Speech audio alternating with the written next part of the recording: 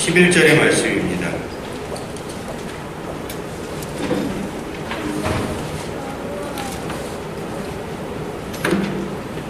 죄송합니다. 마태복음 2장 11절입니다. 마태복음 2장 11절 말씀입니다.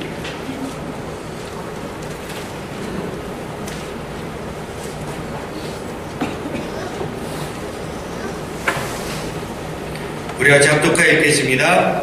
집에 들어가 아기와 그 어머니 마리아가 함께 있는 것을 보고 엎드려 아기께 경배하고 보배압을 열어 황금과 유향과 오력을 예물로 드리니라. 아멘. 메리 크리스마스입니다. 할렐루야. 우리 집분들에게 한번 인사할까요? 메리 크리스마스. 예수님의 탄생을 축하합니다. 이렇게 인사합시다. 시작. 예수님의 탄생을 축하합니다.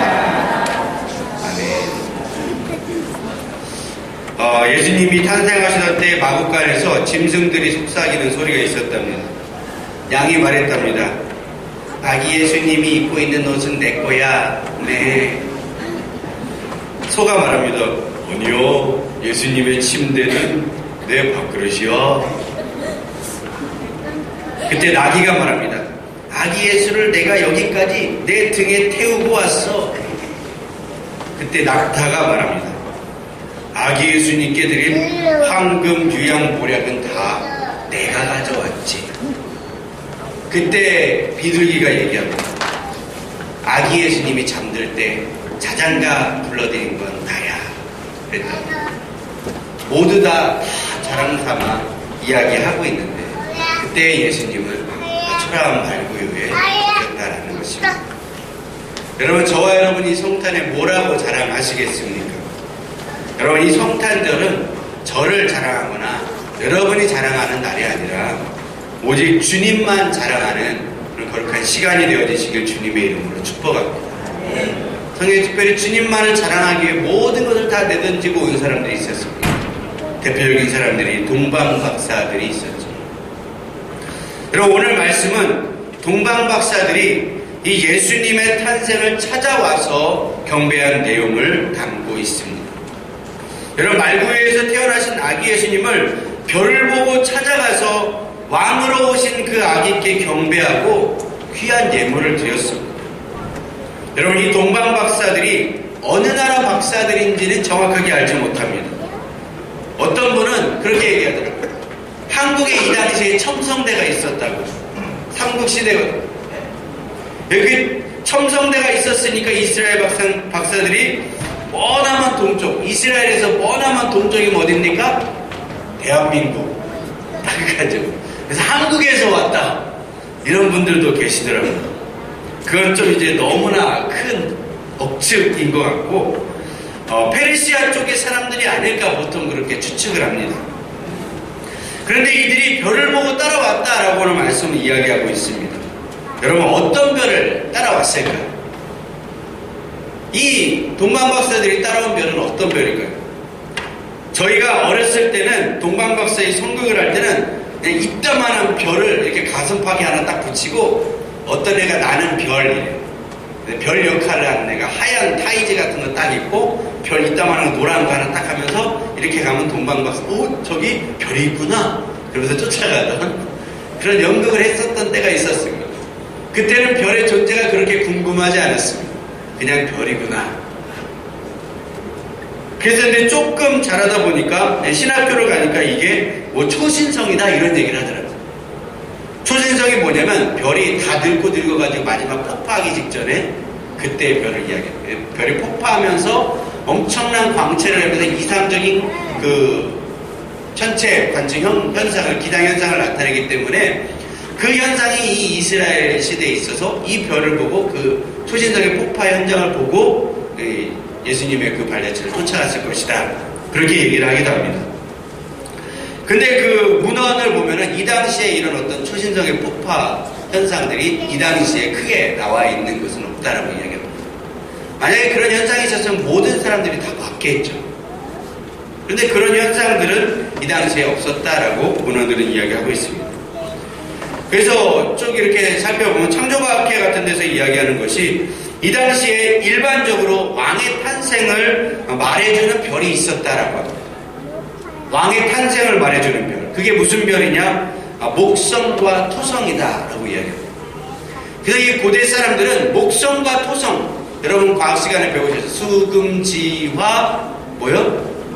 목토 천의 명, 그죠? 그래서 화성 다음에 목성과 토성 이 별을 보고 이 그 왕의 탄생을 예견하는 그런 천체 관측을 해줬다라고 이야기합니다. 특별히 목성의 영어 이름은 뭐냐면 주피터라고 합니다. 주피터. 이 주피터라고 하면은 여러분 알듯이 그리스 신화에 제우스 신의 또 다른 이름이 주피터입니다. 그래서 이 주피터라고 하는 별을 보면은 왕이 어떻게 태어나는가 이런 징조를 보여준다라고 이야기합니다. 그리고 그와 비슷하지만 좀 상반되는 별이 있는데 그게 무엇이냐면 토성입니다. 토성. 토성의 영어 이름은 세턴이라고 해요. 세턴. 뭐가 생각납니까? 세턴 그러면 사단 생각나죠. 좀 이제 저런 사람들 게임기 뭐 이렇게 얘기하는 사람이 있는데 게임기 말고 세턴 그러면 사탄 이거하고 비슷하지 않습니까? 그래서 이 토성을 보면은 이 악한 왕의 탄생의 징조를 보여준다라고 이야기합니다. 그래서 목성을 보면 성군이 태어날 것을 얘기하고 토성을 보면 이 악한 왕이 태어날 것을 이렇게 징조한다라고 이야기하죠. 이 목성은 태양의 공전 주기가 약 12년이라고 합니다. 12년에 한 번씩 태양을 돌게 되죠. 그리고 토성은 공전 주기가 29년, 약 30년이 됩니다. 그래서 이 두 행성이 이 한 번 공전할 때마다 이렇게 만나게 되어지는데 그때 약 20년마다 한 번씩 만난다고 합니다. 20년마다 한 번씩 만나서 이 두 행성이 지구에서 봤을 때는 이 두 행성이 딱 겹치는 게 아니라 왔다 갔다 하는 그런 모습을 전체를 관측하면 좀 볼 수 있다고 하죠.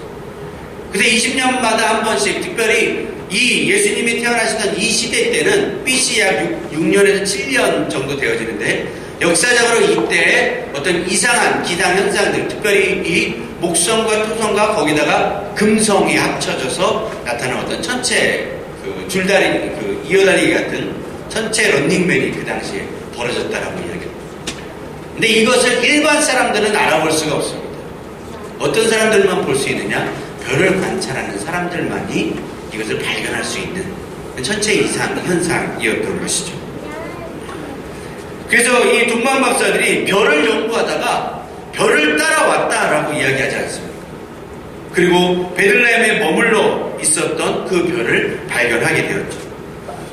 성경에는 짧게 써있지만 이 일이 하루아침에 일어난 일은 아닙니다.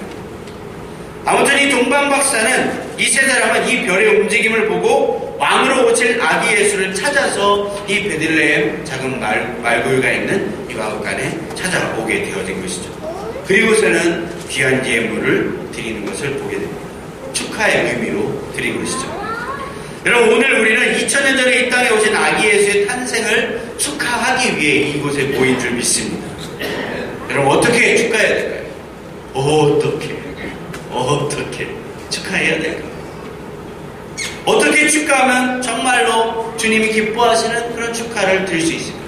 오늘 성경에 나오는 이 동방 박사의 예물을 제가 그래서 좀 묵상을 해보았습니다. 왜 굳이 동방 박사의 경배를 성경에 기록해 놓았을까? 이 동방 박사에 드려진 이 경배와 이 탄생의 축하가 우리가 오늘 본받아야 할 그 예수님의 탄생에 대한 축하의 메시지가 들어있는 줄 믿습니다. 할렐루야. 네. 동방 박사들이 왜 예수님께 황금과 유향과 모략을 이렇게 선물을 해줬을까? 제가 생각을 좀 해봤습니다. 네, 간단하더라고요. 첫 번째는 비싼 거니까 드린 것 같습니다. 자기들이 가지고 있는 것 중에 제일 비싼 거 가져왔을 것 같아요. 정말 비싼 거. 여러분 그래서 우리가 주님 앞에 나올 때는요 정말 우리의 모든 마음을 다 드리시길 주님의 이름으로 축복합니다. 가장 나의 소중한 거. 그렇다고 여러분 집 팔아서 헌금하면 부자 됩니다. 여러분 이런 말씀이 아니라 우리의 마음과 정성 모든 것들을 다 가지고 나와서 이 시간만큼은 정말로 우리 주님께 가장 귀한 것으로 예배드릴 수 있는 저와 여러분 되시길 주의 이름으로 축복합니다. 또 한 가지 이유는 이 황금과 유향과 모략에 담겨져 있는 의미가 있기 때문에 가져오지 않았을까 생각을 해봅니다.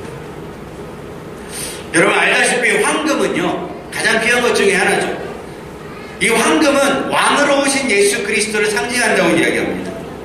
이 고대 근동 쪽에서 예법에 왕 앞으로 나아갈 때 두 가지의 모습이 있다고 합니다. 첫 번째 모습은 뭐냐면 엎드려가지고 절을 하는 거예요.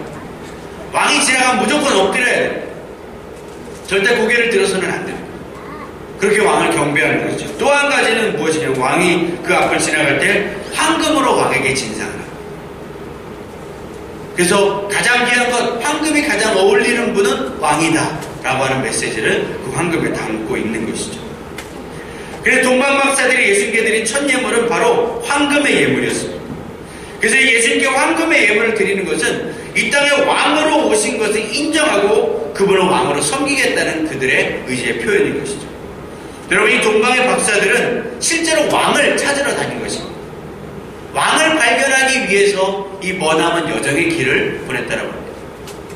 이 천체 관측의 어떤 그 기록을 보면 약 1년 동안 이런 현상이 반복되어졌다고 합니다. 그래서 이 동방 박사들이 예수님을 찾아서 이 여행한 그 여행의 여정이 약 1년 정도 되지 않았을까, 그렇게 많이 생각을 합니다. 왕을 찾기 위한 1년의 여정, 가장 귀한 것을 가지고 이 왕께 경배드리기 위해서 나아간 이 동방 박사의 모습들을 저희를 발견하시고 본받으실 수 있게 주님의 이름으로 축복합니다.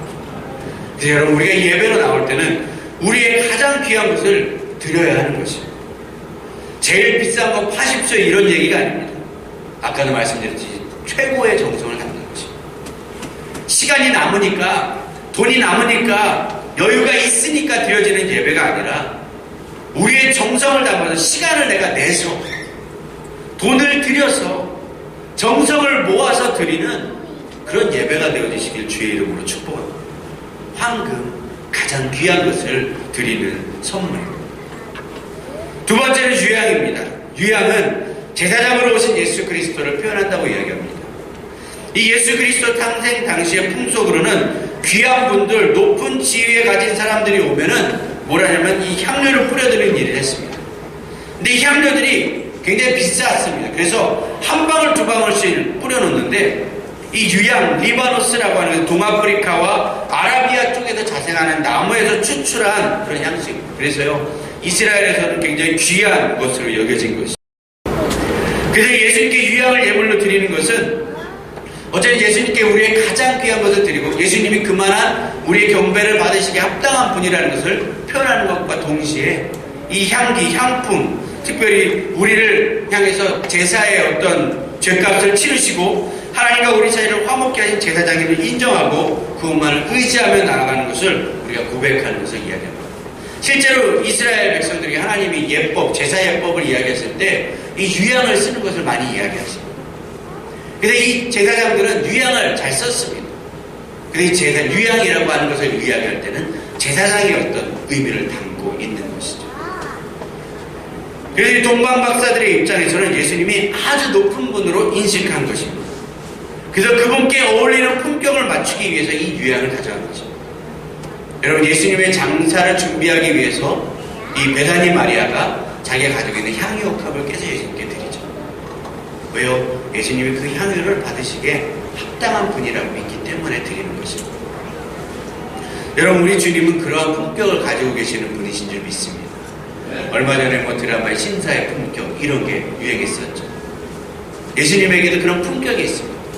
그래서 비록 말구유에 태어난 미천한, 어떻게 보면 아직은 그 예수님이 왕으로 제사장으로서의 모습이 전혀 보이지 않는 것 같지만 하나님이 그의 탄생을 예견하시고 이 동방박사들을 보내주셔서 그를 경배하게 하실 때 그를 통해서 하나님 당신을 나타내실 것을, 높은 품격을 가지고 계시는 것을 세상 가운데 보여주고 계셨다라는 것입니다.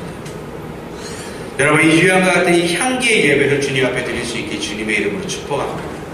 제사장으로 오신 예수님, 그 놀라운 향기를 품어내시는 예수님, 속죄의 향기를 담고 계시는 예수님, 그 예수님께 저와 여러분의 그 향기의 선물을 내어드릴 수 있길 주님의 이름으로 축복합니다. 세 번째는 모략입니다. 이 모략은 선지자로 오신 예수 그리스도를 표현한다고 합니다. 이 모략이라고 하는 것은 유향과는 좀 다르게 약간 쓰고 톡 쏘는 냄새를 가지고 있는 그런 향품이라고 얘기합니다. 이 모략은 어떤 역할을 하냐면 방부제 역할을 한다고 하죠. 시체나 이런 데 바르면 시체를 썩지 않게 하는 그런 역할을 해주었다라고 이야기합니다. 그래서 모략은 예수님의 순환과 죽음을 상징한다라고도 이야기하죠. 그래서 그리스도께 모략의 예물을 드린다라는 것은 주님께서 이 고난받으실 종임을 인정하고 우리도 주님을 위해서 고난에 동참할 것을 선포하고 고백하는 일을 담기도 합니다. 특별히 이 모략을 이야기할 때에는 어떻게 보면 이 동방 박사들은 예수님의 왕권, 그분의 통치가 영원할 것을 선포하는 마음으로 모략을 갖다 드렸을지도 모르겠습니다. 왕에게 모략을 준다는 것은 그의 통치와 그의 어떤 다스림이 오래 가라고, 썩지 아니하라고, 그런 의미를 담고 이 동방 박사들이 예수님께 드렸을 것이다 라고 생각을 합니다. 여러분, 우리가 주님 앞에 드리는 영원한 나라, 영원한 나라를 향한 우리의 영원한 고백들, 여러분 뭐가 영원한 것일까요? 여러분, 하나님의 말씀, 하나님의 나라는 영원할 줄 믿습니다. 여러분, 그 나라와 그 말씀을 향해서 저와 여러분이 이 모략의 예물을 가지고 나아가시길 주님의 이름으로 축복합니다. 우리가 모략의 예물이라는 것은 우리의 입술로 선포하는 것입니다. 하나님의 나라는 영원할 줄 믿습니다. 하나님의 말씀은 영원할 줄 믿습니다. 꽃은 시들고 풀은 마르고 꽃은 시들지만 오직 하나님의 말씀은 영원히 있습니다. 여러분, 이것이 저와 여러분의 입술 가운데 나오는 이 모략의 고백이 되어지시길 주님의 이름으로 축복합니다. 하나님의 통치, 하나님의 권세, 이런 것들은 영원한 것입니다. 이 동방 박사들은 썩지 않은 영원한 왕권을 가지길 원하는 마음으로 이것을 드린 것입니다. 하나님의 나라가 영원할 것을, 그분의 통치와 권세가 영원하기를 바라는 이 모략과 같은 선물을 저와 여러분이 드리시길 주님의 이름으로 축복합니다. 여러분, 어떻게 해요? 희생의 삶으로 드리는 것이죠. 아까도 모략이 그리스도의 순환을 상징한다고 했는데, 고난받고 순환받는 어떻게 보면 대표적인 사람들이 고약의 선지자들 아니겠습니까? 이 모략의 예물을 가지고 오는 우리들은 어떻게 보면 예수님 믿는 삶이 좀 고달프고 고생스러워도 좀 어렵게 살았다. 여러분 어떻습니까? 교회 다니는 게 좀 힘들 때도 있지 않습니까? 저 같은 경우 이렇게 교회 차를 운전하고 다니까 항상 앞에 옆에 교회 이름이 써 있습니다. 그럼 운전할 때 어떻게 운전을 해야 될까요? 불편하겠죠. 저도 솔직히 막 뛰고 싶습니다. 이름 띄고 그냥 마음껏 쌩쌩 달리고 새치기도 막 하고, 뭐 달아나서 새치기는 좀 하긴 합니다. 죄송합니다. 근데 그렇게 하고 편하게 살고 싶습니다. 근데요, 이 모략 하나님의 나라, 그분의 나라를 위한 순환을 내가 받아들이기로 결정한다면, 그분께 우리가 이 모략의 경배로 드리기로 결정한다면 우리가 그런 불편을 감수하는 것입니다. 그리스도의 순환과 고난에 우리도 동참하는 것입니다. 여러분, 이렇게 한번 고백해 볼까요? 내가 희생하면 하나님 나라는 확장된다. 내가 죽으면 하나님 나라는 살아날 것이다. 여러분 믿으십니까? 여러분, 희생의 예물을 드리시길 주님의 이름으로 축복합니다. 여러분, 우리의 경배는 어떠한 모습을 가져야 할까요? 이 동방 박사들의 경배와 같이 왕으로 오신 아기 예수를 향하여 우리의 황금과 유향과 모략을 내어드리시길 주의 이름으로 축복합니다. 나의 가장 귀한, 또 나의 품격 있는 격조 높은 그러한 예배의 제사로 나의 희생의 선물을 주님 앞에 가져가시길 주님의 이름으로 축복합니다. 비록 우리의 눈에는 이런 눈으로 보이는 보물을 내가 실제로 가지고 있지 않다 하더라도, 황금은 내게 없고 유향도 내 손에 없고 모략도 내게 없다 할지라도, 여러분 마음의 황금을 드리시고 마음의 모략을 드리시고 마음의 유향을 주님 앞에 내어드리시길 주님의 이름으로 축복합니다. 바로 우리의 온 마음을 주님 앞에 내어드릴 수 있는 저와 여러분 되시길 주님의 이름으로 축복합니다. 말씀을 맺습니다. 이번 성탄 헌금은 모두 베트남 초코파이 사역에 쓰기로 결정을 했습니다. 우리가 이날 모인 헌금을 가지고 우리를 위하여 사용하고, 내가 먹기 위해 우리 교회의 살림을 위해서 사용할 수도 있지만, 주님이 허리 굽힌 사랑으로 오신 이날 우리도 주님의 그 마음을 본받아 세상을 섬겨야 할 것이라는 마음을 가지게 되었습니다. 여러분, 구세군의 자선 낭비는 성탄절의 상징이라고 이야기하죠. 자선 냄비가 처음 등장한 것은 1891년에 샌프란시스코에서 처음 나타났다고 합니다. 당시 그곳에 1000여 명의 사람들이 쫄쫄 굶고 있었다고 합니다. 그때 구세군의 조셉 머피라는 사관이 누군가 이들에게 먹을 것을 주어야 하는데 라는 고민을 가지고 기도하기 시작했습니다. 그때 하나님께서 조셉 머피에게 지혜를 주시는데 그게 무엇이냐면 예전에 영국 오클랜드 부두에서 가난한 사람들을 돕던 방법들이 있었던 것을 생각하게 하신 것입니다. 그 방법은 뭐냐면 거리에 큰 가마솥을 놓고 거기에 이렇게 써붙이는 것이라고 합니다. 이 국솥을, 이 가마솥을 끓이게 해주십시오. 이 가마솥이 끓어질 수 있도록 해달라고 그 메시지를 이렇게 이 가마솥에 붙여놓으면 지나가는 사람이 돈을 던져 넣어서 그 채워진 돈을 가지고 그걸 끓여서 가난한 사람들에게 나눠줬다고 이야기합니다. 그 광경이 생각나서 이 샌프란시스코의 천여 명이 굶어가는 사람들을 향해서 이 조셉 머피라는 사람이 이 잦은 냄비에다가 그런 메시지를 써놓으면서 이제 종을 울리면서 가난한 사람들을 도와달라고 메시지를 외치기 시작했습니다. 그때 그 냄비에 돈이 모였고 그 냄비에 모여진 돈을 통해서 천여 명의 사람들을 먹일 수 있는 그런 어떤 일들을 경험했다라고 이야기합니다. 이것이 잦은 냄비의 시작이라고 이야기하죠. 우리나라는 1928년 12월에 처음 우리나라에 도입해서 시작했다라고 이야기합니다. 여러분 그런 말이 있습니다. 옆에서 굶어 죽는 이가 있다면 그 옆에 있는 모두는 살인자입니다. 라고 하는 말이 있다고 합니다.